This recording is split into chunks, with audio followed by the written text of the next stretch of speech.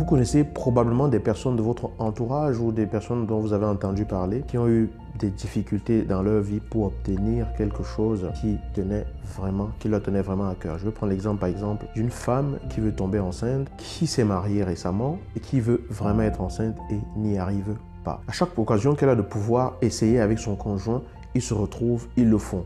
Les calculs deviennent réguliers. On vérifie le rythme auquel les règles vont arriver, on fait des calculs, période d'ovulation, cycle menstruel, etc., etc. Vous connaissez probablement des situations comme cela autour de vous ou des situations que vous, personnellement, vous avez vécues où vous étiez tellement accroché à l'idée d'obtenir quelque chose qui vous tient à cœur que le jour où vous en avez marre de vous accrocher et que vous vous dites « tant pis, j'abandonne et tout », quelques temps après, ça arrive. Cette femme-là qui essaye, et chaque fois qu'elle rencontre son mari, c'est le stress. Chaque fois qu'ils se retrouvent, qu'ils ont la possibilité, que c'est une fenêtre possible de pouvoir essayer de tomber enceinte, c'est le stress parce qu'on se dit, il faut qu'on ait un enfant. Si on est marié et qu'on n'a pas d'enfant, que dira la famille? Ce sera un échec pour moi en tant que femme de ne pas pouvoir être mère. Que vont dire les gens? On va vivre la pression autour, etc.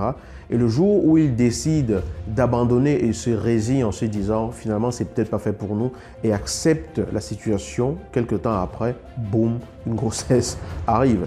Bien sûr, ne me faites pas dire ce que je n'ai pas dit. Je n'ai pas dit que dans tous les cas, c'est comme cela que ça se passe. Il y a des situations où vous avez vraiment besoin d'accompagnement médical pour pouvoir y arriver. Mais une chose est sûre, c'est que tous les médecins vous le diront, tous les gynéco-obstétriciens vous le diront, le stress, la pression que l'on se met joue de façon très importante dans les chances d'une conception. D'accord? Si vous êtes stressé, toujours sous pression, toujours en train de cogiter, de vous mettre la pression et tout, ça peut considérablement réduire vos chances. La preuve, il y a plusieurs situations de ce genre qui sont arrivées. Le lâcher prise, le fait de se libérer de cette pression, le fait de se libérer de ce besoin qui vous plombe et qui vous terrasse tous les jours de votre vie est un élément important qui fait partie de l'ensemble pouvant vous permettre finalement de recevoir ce à quoi vous aspiriez jusqu'ici. Il y a plusieurs situations de ce genre. Ce ne sont que des exemples que je vous prends. Cette vidéo n'a pas pour but de parler de la difficulté d'avoir un enfant ou de la difficulté d'obtenir ce que l'on veut, mais ce que je souligne ici comme point, c'est deux choses.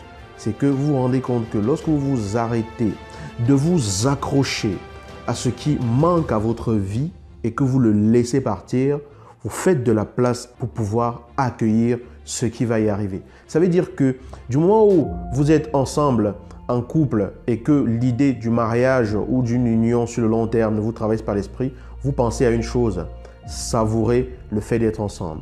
Vous êtes aimants l'un envers l'autre, vous faites des choses ensemble, vous savourez vraiment la vie.